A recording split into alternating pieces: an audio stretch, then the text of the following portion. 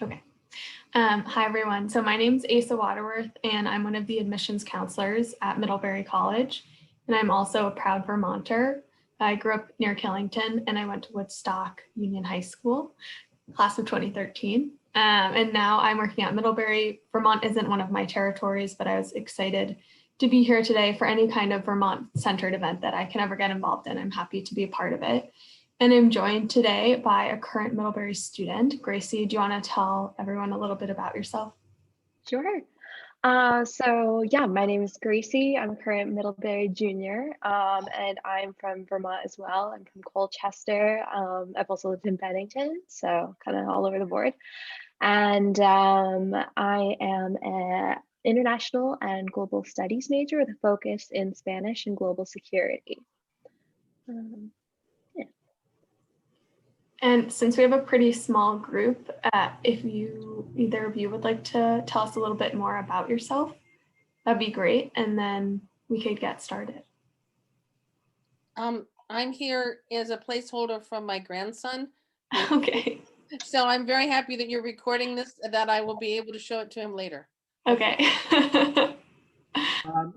My name is Matt Mitchell, and I work for VSAC. I'm an outreach counselor, and I haven't been to Middlebury for a while, and I've had students go there, and it's always good to just kind of check in and figure out some new things that are going on.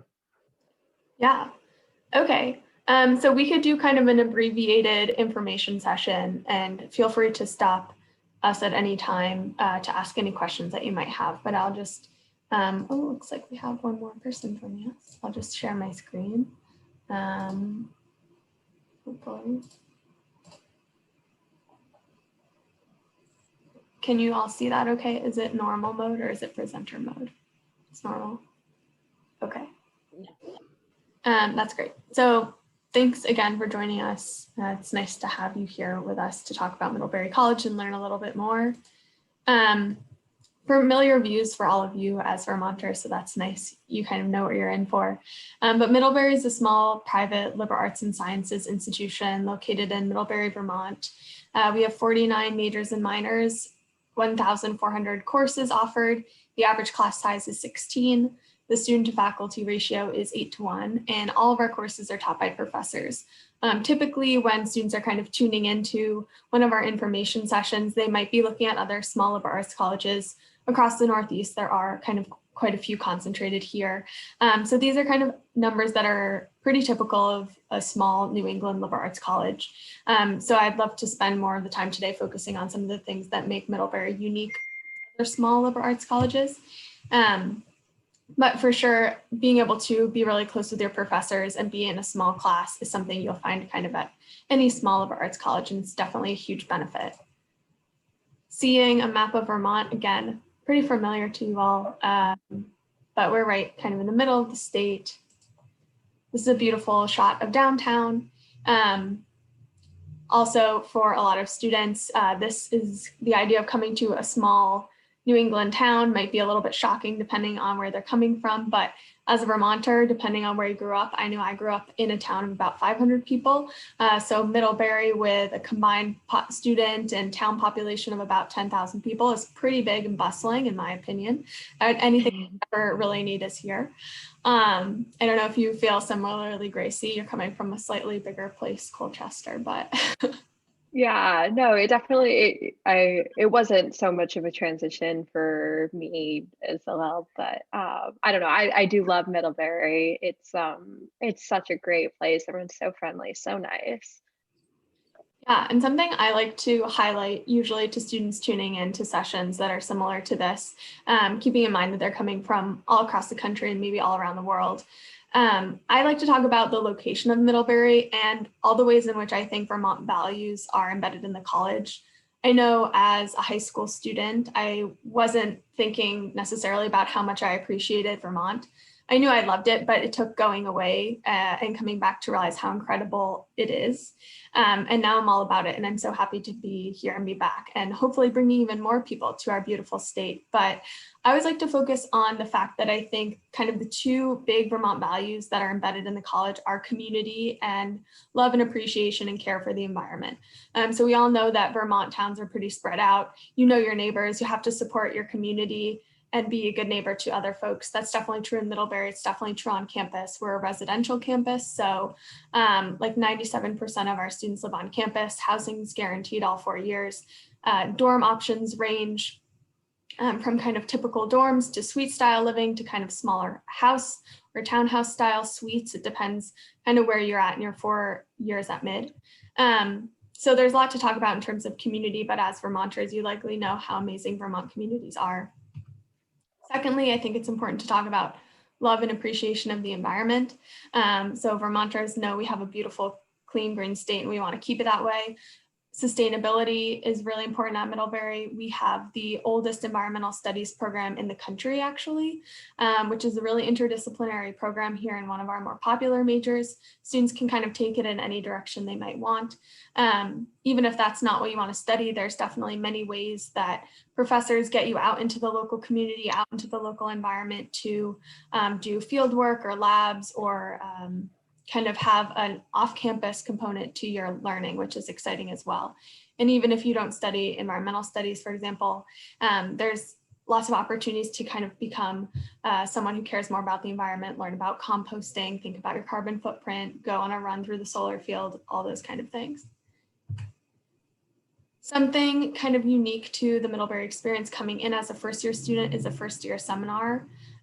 Gracie, I don't know if you want to talk a bit about your experience in a first-year seminar. Really? These are courses that all first-year students would take in their first semester on campus. Yeah, so before, kind of during the summer, before your freshman year, you'll get a list of all the first-year seminar options and a brief description of what the class might entail. So my first-year seminar was called Shakespeare's Characters. So I submitted a list of like my top 6 choices. I got my top choice. And the key element of your first-year seminar is that it's sort of writing intensive. So it gets you prepared for, you know, your college skill level of writing and what the professors sort of expect from you. So there's a lot of academic preparation there. And it's also just a smaller class of, I think, maximum of 15 students. So you really get to connect with some of your peers, and it's just kind of a nice way to sort of transition into college from high school or I suppose homeschool, wherever you're coming from. So yeah, so I really enjoyed my first year seminar, and I'm also a writing tutor for Middlebury. So I also tutor some first year seminars, and they're so much fun. There's so many interesting topics. So like I said, I took Shakespeare's Characters, but I'm tutoring one right now that's called Emily Dickinson and Her Influence. I've also heard of classes, for example, I have a friend who's in one right now called, I think it's the Mathematics of Board Games. So that's more, if you're not an English person, they're more geared to like math. There's also like the Science of Attraction, which is more about like, you know, for science-based people, but it's also got that interesting twist. Conspiracy theories was one that they taught last year. So there's all sorts of interesting ones to choose from. And yeah, it really kind of helps you transition into the college workload and expectations from your professors. And it's the first class that students sign up for before they actually get to campus. And I think it's kind of one of those moments where you think, wow, this is what college is going to be like. I'm going to have access to all of these really incredible, sometimes kind of kooky classes that I never got to take in high school. Maybe you come in knowing what you want to do. Maybe you think you know what you want to study. Maybe you have no idea. That's totally okay too.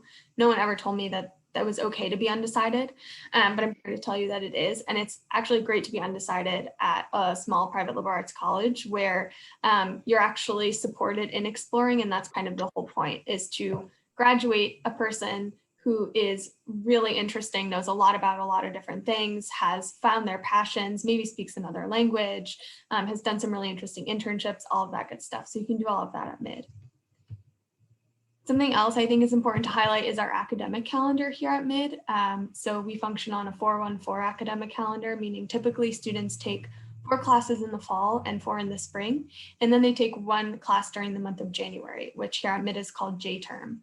So you still get a winter break. It's just kind of split up on either end of J-term. And this is a great time for students to step outside of their comfort zone even further and take a class that is new and different for them, perhaps. We bring a lot of visiting professors to campus for J-term. So the course offerings during J-term are really different than what would be offered in the spring or the fall, for example. So it's a nice time to see a class say, that's a subject I know nothing about, or I've always wanted to learn more about, and take it with a professor who's there just for J-term. You take only 1 class at a time, so you also have a lot of free time. It's a great time to explore winter in Vermont, which, you know, any student from Vermont, coming from Vermont, probably already know a whole lot about that. But students might go skiing at our Snow Bowl or skiing at Riker, the Nordic facility up in Ripton, about 20 minutes from campus. There are opportunities to do winter workshops that are led by students. You might learn how to tap dance, you might learn how to dog sled. And I think often we're talking to students who have never really lived through a northeastern winter and who are a bit apprehensive about that transition. But for Vermonters who are super used to that, I think it's still often students' favorite time on campus, just because you do have a lot of free time. It is the winter, it is beautiful. Your friends have free time, you meet new people, you try new things. Gracie, I don't know if you have anything to add on J-term. Yeah, so my so I'm a junior, so I've had 2 J terms so far. And my first one I took, it was called opinion writing, and it was with a visiting professor who was a New York Times columnist. And we spent 4 weeks, and each week was about writing a different sort of paper. And it was kind of refreshing to change from like the traditional like research paper to writing about something that I was really interested in, and just get to write about what I thought rather than what I wanted my professor to think I thought. And I really enjoyed that class. And she also, our professor brought in Frank Bruni, who is a more frequent columnist from the New York Times, a pretty big name in that sphere. And meeting him was probably one of the highlights of my Middlebury career so far. It was fantastic. And I can't imagine getting that experience anywhere else. So I'm super grateful for that. And my second J term, my sophomore year, I actually went out to our California campus in Monterey, and I did an internship with the Center for Nonproliferation Studies. So I got to study like nuclear missiles and like nonproliferation work with experts in the field in real time. It was right before COVID hit, so it's the last big trip that I did, and it was amazing. So both of my J terms, although completely different, were absolutely fantastic. Another thing that happens here in the winter is that we actually welcome new students to campus. So I'm not sure if anyone has ever thought about taking time off before starting college. I know I definitely had my heart set on a gap year, which I took before I went to college, and it was the best decision I ever made. We have at Middlebury what we call the FEB program, and it's kind of a really nice in-between between going straight to college and taking a whole year off, because you get the whole summer after you graduate high school and the fall semester off to do whatever you might want. That is called your FEB-mester, your gap semester. So every September, we welcome about 600 students to campus in the first year class. And then every February, we welcome about 100 more students. We call them FEBs. They still take a first year seminar class in the spring. They still graduate in 4 years. It's just a bit staggered by 1 semester. They still get to do J terms. They don't take classes over the summer. Once a student asked me if that meant they had to go to school in the summer, absolutely not. They still have access to all the same opportunities. They just also get the addition of having the ability to take a little bit of time off before they come to Middlebury. And we don't ask them what their plans are. We don't tell them what they need to do. They're really free to explore the world or work on a farm or make some money or just hang out at home, backpack, really anything, write a novel. It's totally up to them. And the FEB classes usually, they're used to doing things a bit differently. This is what their graduation looks like. So they graduate in the winter because they start in the winter.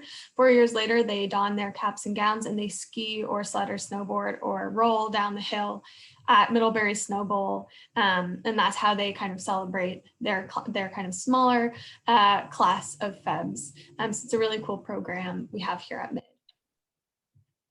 Another thing Mid is really known for is language study. We offer 10 languages here on campus during the traditional academic year, and you can come in with some base in a language, or you can start a language that's totally new to you. Gracie, I'm assuming perhaps you are studying language because you're an IGS major.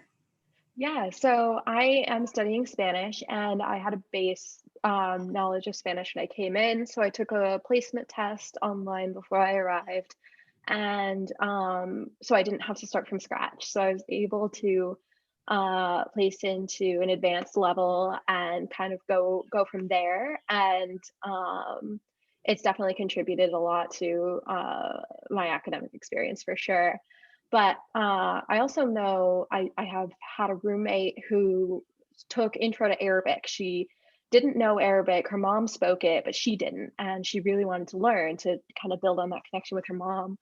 And it was amazing to see how she started like the first week of the semester.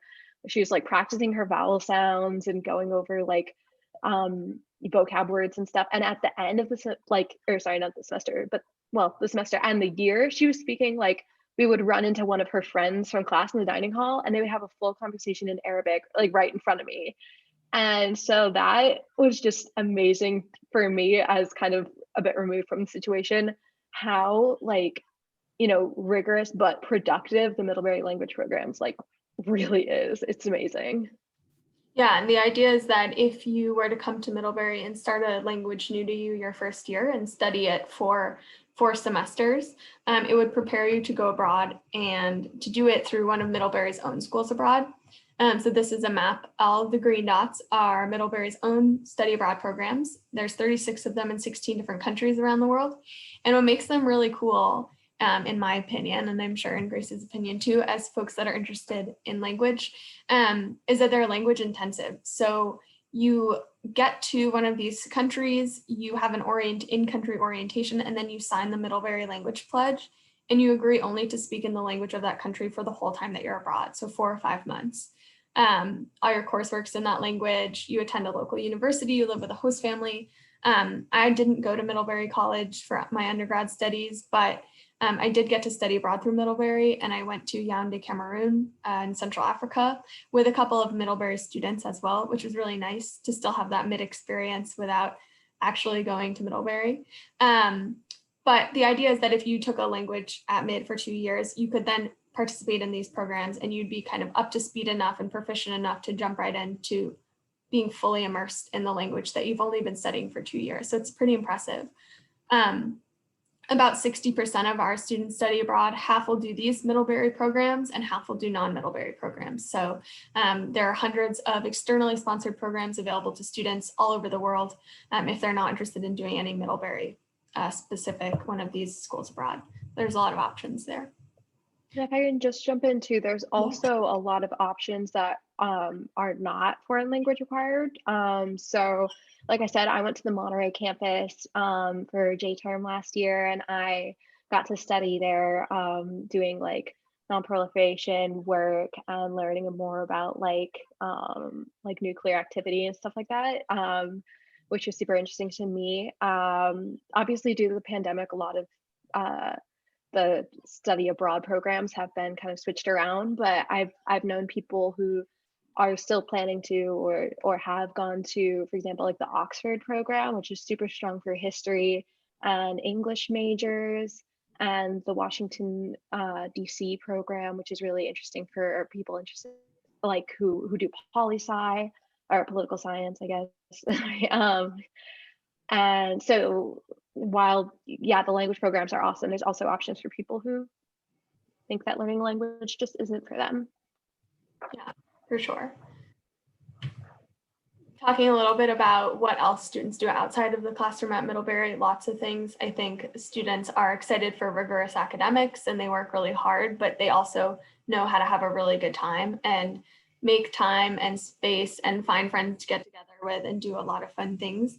There's many hundreds and hundreds of clubs and organizations available to students on campus. About a third of our student body is involved in at least one varsity sport. If you don't like sports and you don't want to go watch the games, that's okay too. I think you're most welcome to not do that, or to go support your friends or classmates if they play on a sports team.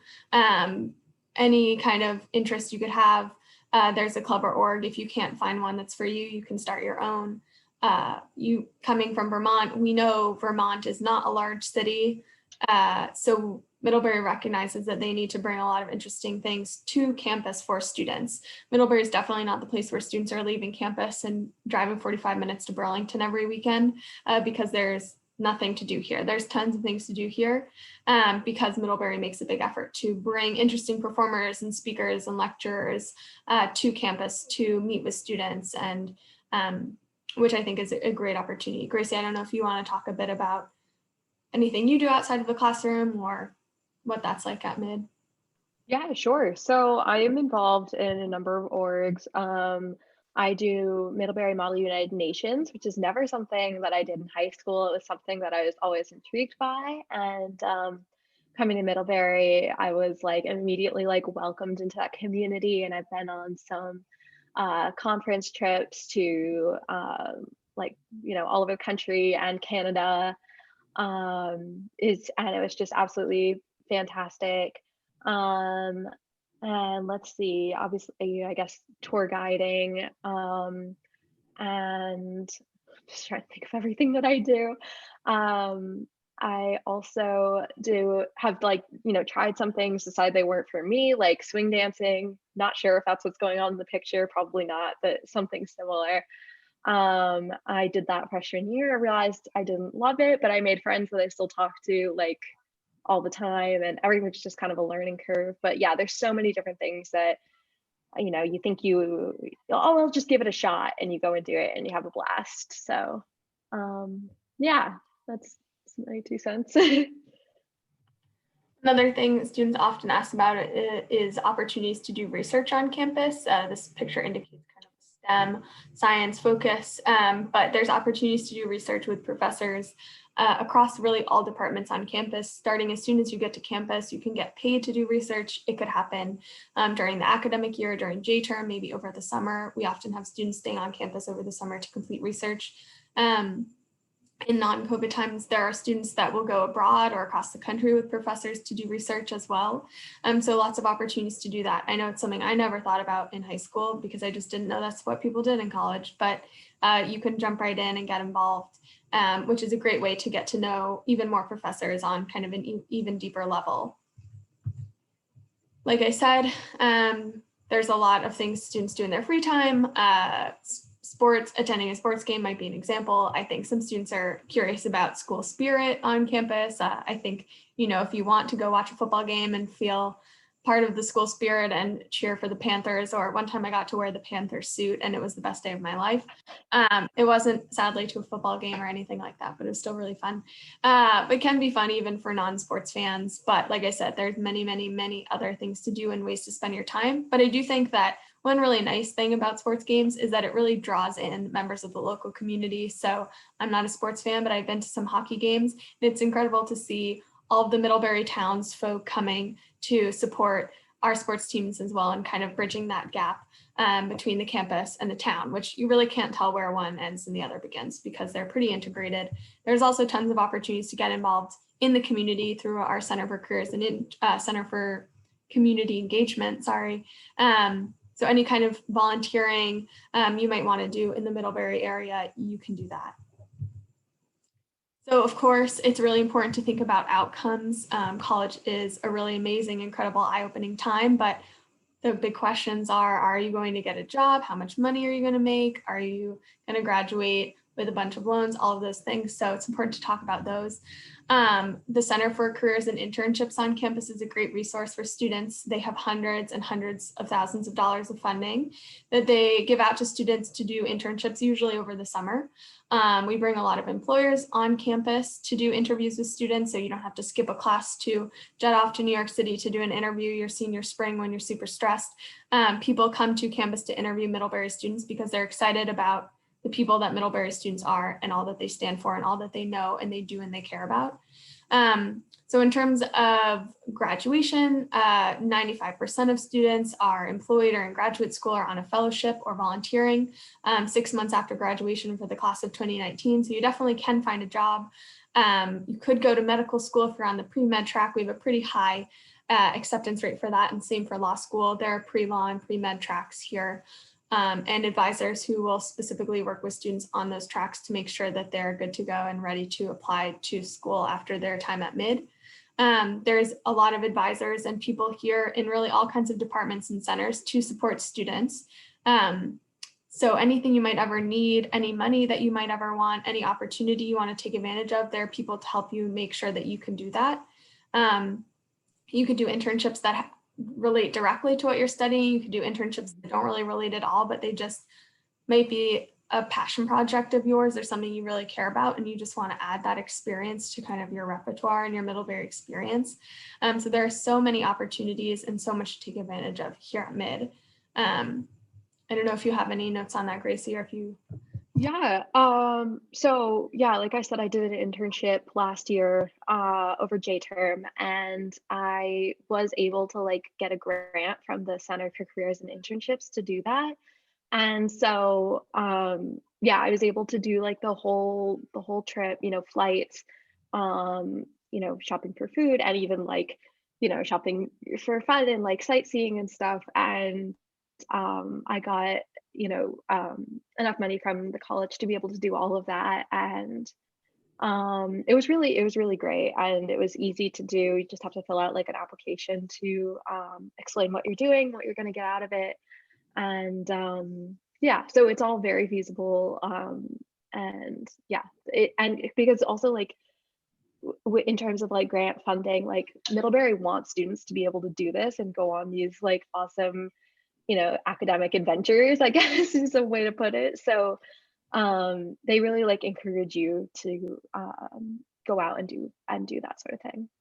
Yeah, and I think most basically the idea is that internships these days, often you might want to go have that big city experience, live in New York City or DC, for example, for a summer, kind of non-COVID times, of course, but that can be really expensive. A lot of internships are super competitive and they're not well paid. Some are not paid at all. So that's a big ask to go ask you to spend your own money and not get paid for a whole summer. So Middlebury doesn't want you to have to say no to any really cool opportunity that comes your way. And that's why there's all this funding available to students. And they want you to be able to take advantage of all those opportunities. Oh, sorry. Sorry. Go ahead. Well, I was just going to say also it's in that, to that end, Middlebury is a very tight like alumni network as well. So if you are interested in living in New York City or Washington, DC, and like you have like any trouble at all, there's someone, not even someone, there's like 50 people around who are like connected to Middlebury because they went, or they have family who went, or they went to the language schools over the summer and they have a connection. They know how great like Middlebury students are and they want to help you. And that's absolutely true. I've been so many places like just completely unrelated to Mid, and I've heard stories of people doing the same thing. If someone saw like a Middlebury t-shirt, whatever, they bond immediately because it's just kind of a very small but like very interconnected network. Yeah, and we have really alumni all across the country, all around the world, who are always posting job opportunities, internship opportunities, who are kind of networking with the advisors we have working with students here on campus to make sure that Middlebury kind of continues to span the globe, and there are lots of interesting opportunities for students and they feel supported and taking advantage of them. So we're at the part of the presentation that is kind of my job, I guess you could say, and that is admissions.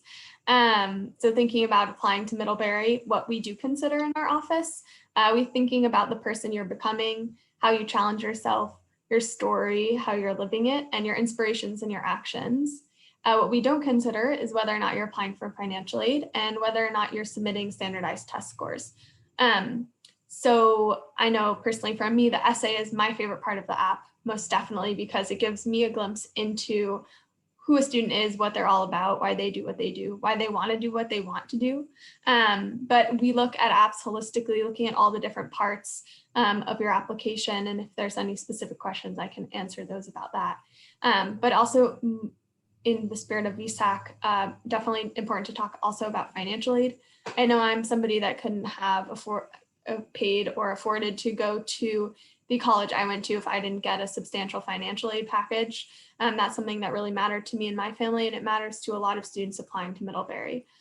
So all the financial aid, that money that we give out to students, is need-based. So like I said, when I would be reading an application, I have no idea how much a student and their family can or can't contribute towards the cost of a Middlebury education. That does not factor into our admissions decision at all. So we are need blind in that sense for US students and DACA recipients and undocumented students. We don't give out any merit aid. It's all of our financial aid is based on what you or your family can or can't contribute. We will meet 100% of your demonstrated financial need. About half of students on campus are receiving some kind of financial aid in the form of grants and loans and work study.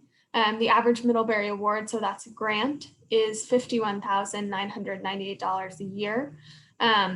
Typically, a student who takes on loans will graduate with about $18,000 in student loans to pay back at the end of their 4 years.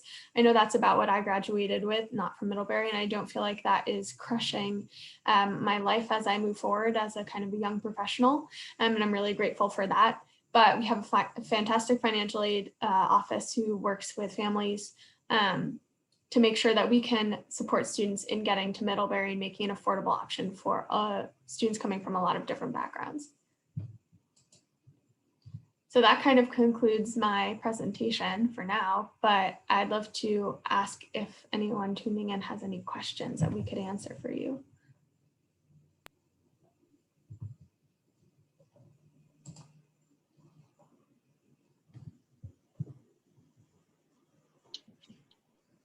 Dorothy, you're muted.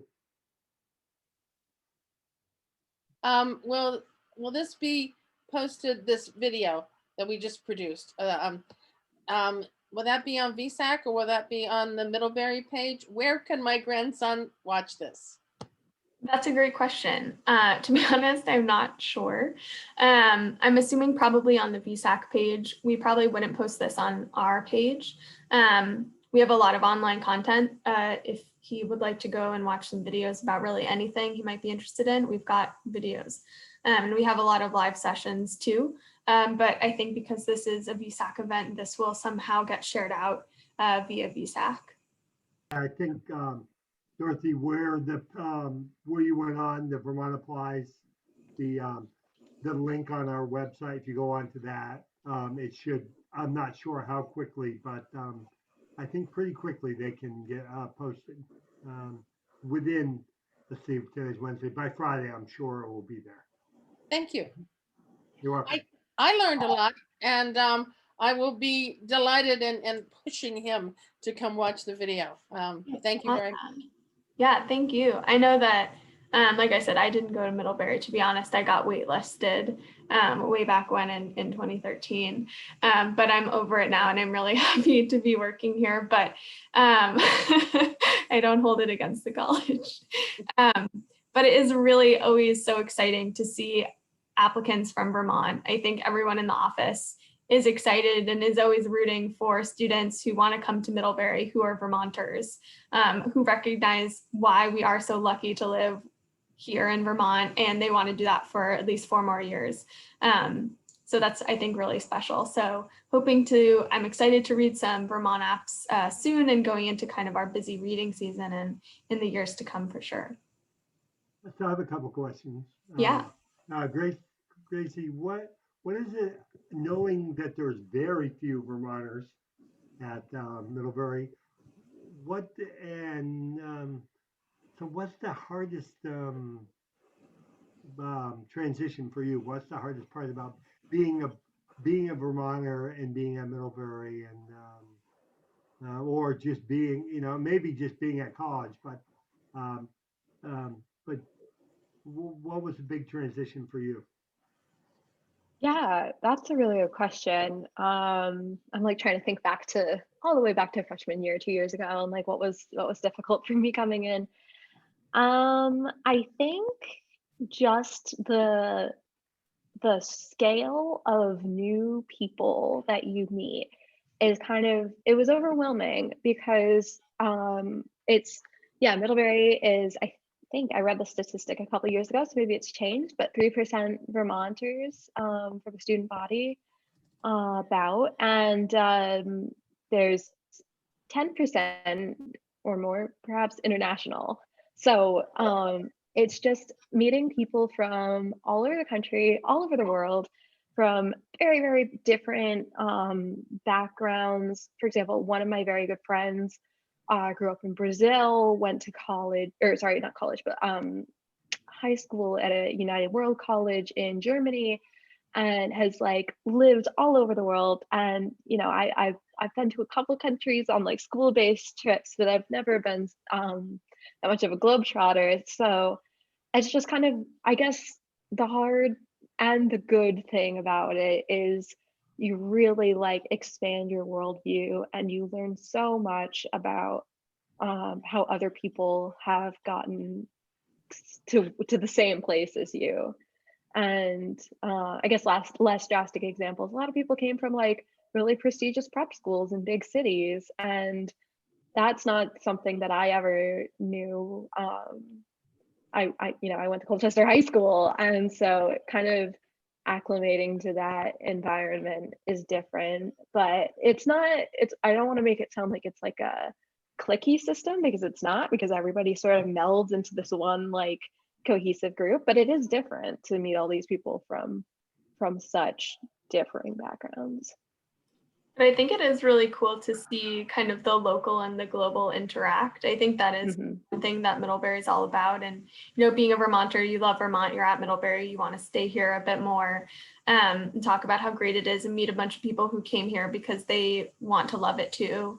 But also then having all of these opportunities with all of Middlebury's global connections and all of their global programs to really think outside of Vermont as well, but then have this community comfort kind of at the same time. It's a really nice balance. I also kind of like being one. Oh, sorry. No, go ahead. I was just gonna say, I also kind of like being one of the few Vermonters because it makes it really fun to like introduce Vermont traditions to people. So like sugar on snow, nobody knows what that is. I didn't realize how like unique Vermont is in that regard. And it's so fun to take all of my friends who are from like, I don't know, like my roommates this year are from like Massachusetts, North Carolina, and Idaho, and I get to take them to go sugar on snow. And it's kind of like experiencing it for the first time again. So I would say that that's not something I expected to be so enjoyable. Oh, great. So you guys are on campus this year? We are, yeah. It's optional. Some students are studying remotely, but yeah, most I believe are on campus. Yeah.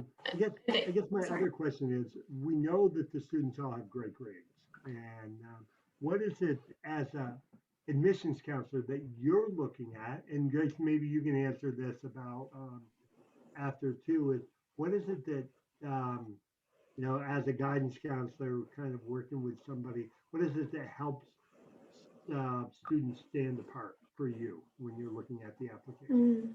That's a good question. I think in terms of academics, one general piece of advice is that we like to see that a student is really taking advantage of kind of the most rigorous courses that they can. So if your school has maybe APs, you're taking some APs, or if it has the IB diploma program, which is more rare, I would say, in Vermont, but that you're taking those or honors classes, things like that, that you're challenging yourself, because we're hoping if you challenge yourself in high school, you really try new things and challenge yourself at Middlebury.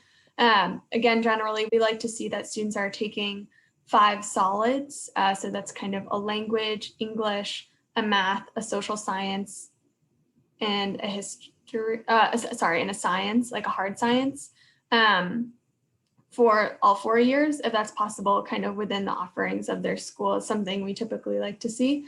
We're test optional now, which I think is great. So don't take a test, do take a test, don't send the scores, do. It's really up to you. But you're more than a test score, no matter what your test score is, obviously. Then I think in terms of standing out, hard to say, but I think just trying to think about how your application really conveys who you are and what you're all about.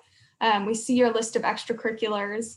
If maybe you love to dance and we see a lot of dance across your extracurricular list, maybe don't write your essay about dance, because there's a lot more probably to you than just dance. And there's a lot of other ways you could kind of introduce yourself to us and tell us what you're all about. Sometimes I think students, in thinking about teachers that they're going to ask for letters of recommendation, they might just think, oh, I'll ask my favorite teacher, or I'll ask the teacher who gave me all those A pluses last year. When in reality, maybe we would actually learn a lot more hearing from the teacher who said, this student really struggled. You can see that because they, got a B last year, but they came and they asked for help, and they reached out when they needed it, and they started a study group. And that's going to say a lot more about kind of the person and the student that you are. I think it's hard. We all know that different guidance counselors have different loads of students that they have to work with and different amounts of time they have, and they know students differently. And so it's hard to say, but they're all kind of doing the best job that they possibly can. And we appreciate the work that they're doing. But we're looking at kind of all the different parts. But I would say we're most kind of trying to figure out who you are through the app. So every opportunity you have to kind of share a different part of yourself and give us a better idea of who you are as a whole person is kind of the way to go. And one thing that I also like to always note is some schools offer interviews, some don't. At Middlebury, we have interviews, but only for students who have actually applied to Middlebury. Some schools you might be able to just do an interview whenever. You could be in 11th grade and do an interview and they keep it on file. But if you feel like there's something you'd really like to share in an interview, for example, that didn't come across in your application, you feel like there's something you want to share that didn't come across, there's always ways to share that information.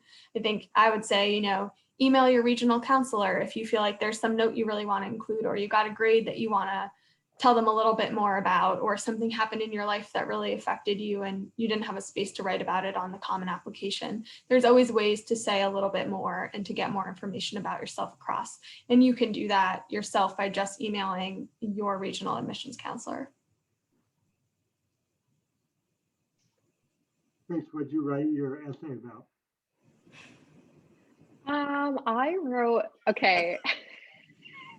I wrote my essay while I was abroad. I was doing a program in high school. It's actually a Middlebury, kind of like a spin-off program that for high school students. It's not affiliated with the college. I don't really know the relationship, but it's how I got to Middlebury.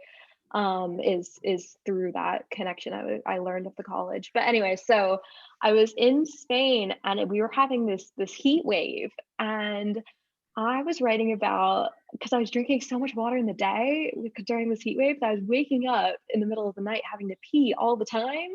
And I wrote my essay about what was going through my mind during those like 2 a.m. rushes to the bathroom. And I was having a hard time falling back to sleep. And I was like, this is my college essay. And I do think that probably caused me to stand out. I can definitely say I've never read an essay about that subject. For sure. For sure.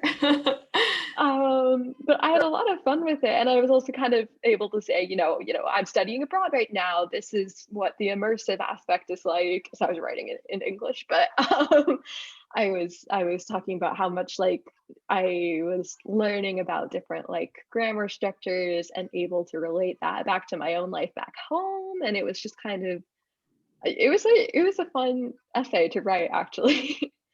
And I think something to keep in mind also is, it's great if you can find somebody to give you an opinion and give you some edits, someone you trust in your life to do that. That's great. Don't let anybody over edit your paper to the point that it's not the paper that you want, not the essay that you want to write, or it's not the words that you would use. Definitely don't pick up the thesaurus because you want to like sound like more words, because that usually is pretty evident to us when there's just kind of some big words thrown into an essay. One of my colleagues who is very funny himself would say, if you're not usually funny, don't take this as an opportunity to try to like test out your comedic skill and try to be funny in your essay, because that can fall flat. I think sometimes students will write about someone in their life who has really impacted them in some way, but sadly, they focus a lot more on that person than on themselves. And it's like, yes, it's great to hear about your grandma or your mother or your teacher, but we want to hear about you. So that's definitely something to keep in mind as well. Yeah, it's so hard. It's such a huge piece, and it's usually so fun to read, and gives us such a good idea, hopefully, ideally, of who a student is and why they do what they do. But it is a big thing to write, and I know students spend a lot of time doing it. So good luck to all the students out there who are writing their college essays. And Dorothy, I can't remember if it was your son or something, but the best essay that I've read from one of my students was, she was in Costa Rica, and she ended up, the essay ended up being about choice, but she wrote some of it in Spanish. Grace, she wrote but she translated it. But she was talking about the young lady being forced to have a child when she was pregnant, but then she talked about choice at the end. But the essays, they really want to, I think, especially for schools like Middlebury, want to see that you write well and that you have something that you really are passionate about. And that essay that this young lady, and I wish I could find it, because she asked, I've worked with her again later on in life when she was a professional. And it was an amazing essay. So I think it's real for schools like Middlebury. It's really important. That's why I asked you about what you wrote about. Really important about how the essay is written, and how you talk about who you are more than a particular experience, maybe. Yeah, for sure. Yeah, there's definitely essays that really stick with you. I know we frequently send around essays saying, hey, read this essay, like I read this today and it's amazing. I laughed, I cried.